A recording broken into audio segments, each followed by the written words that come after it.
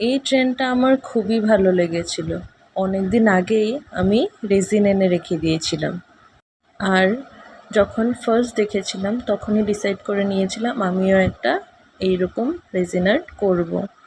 কথা মতোই কাজ, ক্লে দিয়ে কয়েকটা পদ্ম ফুলের পাতা আর পদ্ম ফুল বানিয়ে নিয়েছিলাম। তারপর ওগুলোতে ফেব্রিক দিয়ে কালার করে নিয়েছিলাম।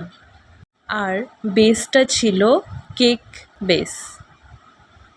তারপর বেসটাকে কালার করে ওখানে পদ্ম ফুলের পাতা দিয়ে একে একে রেজিনের সলিউশন দুটো মিক্স করে এখানে ঢেলে দিয়েছিলাম আর শুকোতে দিয়ে দিয়েছিলাম।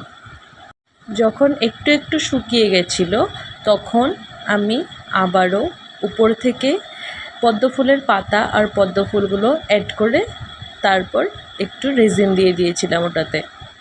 এইটা আমার ফার্স্ট রেজিন আর্ট। এখন তোমরাই বলো তো কেমন হয়েছে দেখতে।